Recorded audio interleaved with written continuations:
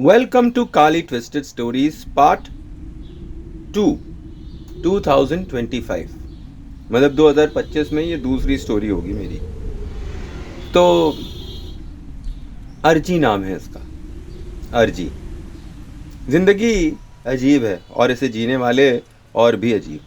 कुछ लोग शादी करने के लिए परेशान हैं और कुछ शादी से। किसी को एम्बिशन की चाहत है, किसी को हेल्थ की प्रॉब्लम्स है।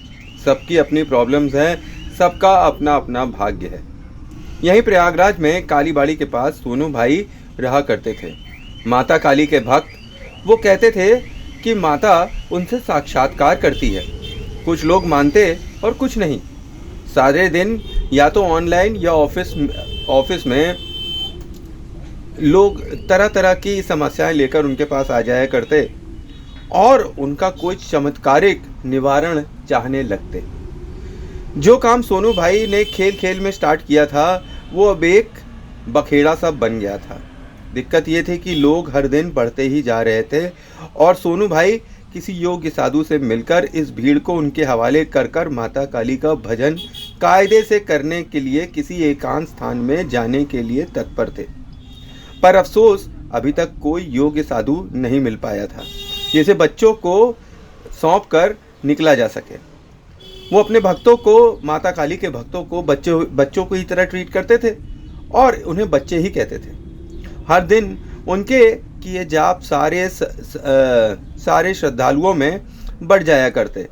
नित्य माता काली का ध्यान करते तो उनके मंत्र भी उनमें ऐड हो जाते। मतलब जो शिष्य, जो भक्त नित्य माता काली का ध्यान करते, उनके मंत्र भी इसमें ऐड हो जाते सामूहिक शक्ति में। इस सब में कोई दिक्कत नहीं थी। पर जो बच्चे ध्यान नहीं करते थे वो ही मंत्र की शक्ति में सेंधमारी कर रहे थे। मतलब वो बिना कुछ करे ही पा जा रहे थे। सोनू भाई किसी को शिष्य नहीं बनाते थे क्योंकि शिष्यों को गुरु की आत्मा पर अधिकार हो जाता है। फिर जीवन भर उनका दुख खुद पर लेना पड़ता है। इसलिए वो रेडी नहीं थे। माता काली के ध्यान में उनको असीम सुख मिलता था। माता काली का वो ध्यान करते तो उनके मन को बहुत ही शांति मिलती। और इतनी खींचतान में समय ही कहाँ मिल रहा था। अगर इतनी खींचतान चलती रही ऑनलाइन और ऑफलाइन तो फिर माता काली के भजन का टाइम ही कहाँ मिलेगा। इस बात से वो थोड़ा सा अंदर से दुखी रहते। साधना करते करते उन्हें कई चीज़ों का ज्ञान हो गया था, जैसे लोगों की कुंडली देखकर सटीक फलादेश निकाल कर देना और फिर वही सत्य में हो जाना। लोगों का विश्वास बढ़ने लगा क्योंकि वो दूर बैठे ही लोगों के घर में क्या क्या हो रहा है और क्या क्या होने वाला है ये बता दिया करते। आज बहुत दिनों के बाद सोनू भाई आईसीयू में आए थे। इसके पहले जब ब्रेन स्ट्रोक हुआ था तब आए थे, जिसमें राइट साइड की आंख चली गई थी, एक हाथ चला गया था और एक पैर भी चला गया था, पैरालिसिस हो गया था। बस उसी वक्त आए थे आईसीयू सोनू भाई और चमत्कारिक रूप से 10 दिन में रिकवरी भी हो गई थी इनकी। अब आज वो फिर आईसीयू में थे और फिर लोग माता काली को ललकार रहे थे।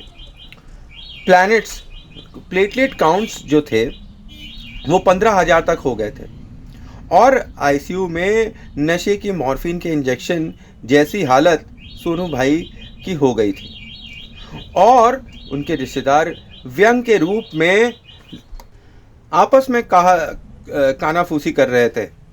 बड़ा काली काली करता था, काली माता काली माता काली माता। अरे सब बकवास है, कोई माता वाता नहीं आती है।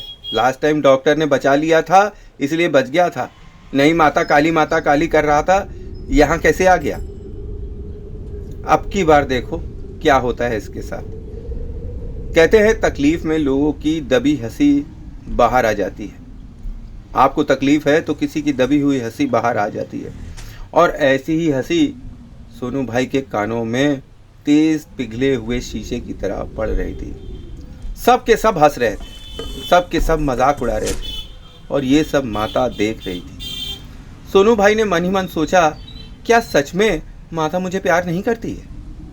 नहीं, मैं ऐसी हालत में क्यों आ जाता।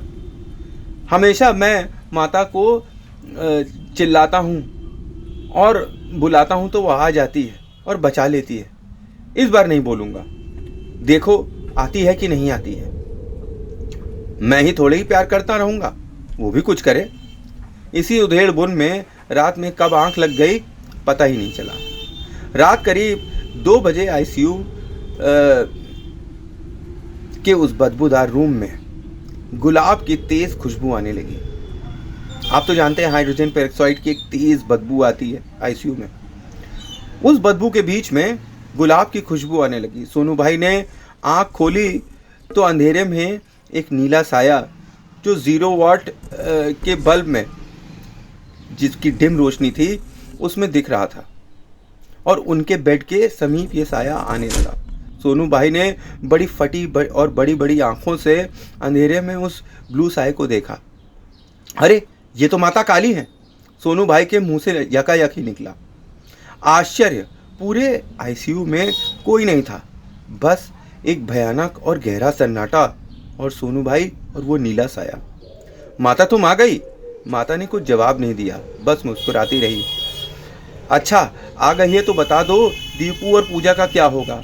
एकता की शादी कब होगी? पुनीत की इच्छा अलीशा को लेकर कब पूरी होगी? रंजीत के ध्यान का क्या परिणाम निकलेगा? साधु क्या सही रास्ता अपनाएगा? रोहित की शादी में क्या होने वाला है? निशांत को जज बनना है। संजय और काजोल की शादी कैसी रहेगी? उनका आगे का समय कैसा रहेगा? और वो अवंतिका सिंह के हस्बैंड जी और उनकी बेटी का क्या हाल होने वाला है?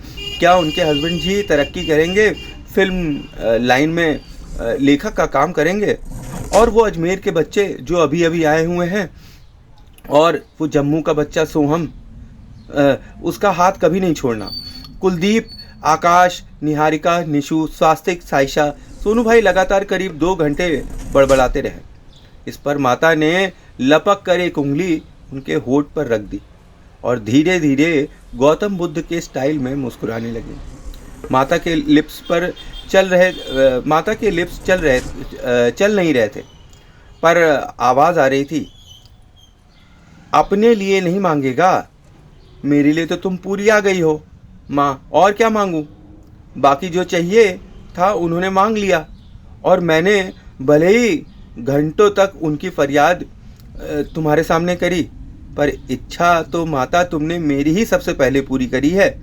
यहाँ आकर माता ने खिलखिलाकर सिर पर हाथ रखा और सोनू भाई से कहा, 50,000 प्लस प्लेटलेट्स में आईसीयू में नहीं रहते, घर के लिए डिस्चार्ज ले लेते हैं।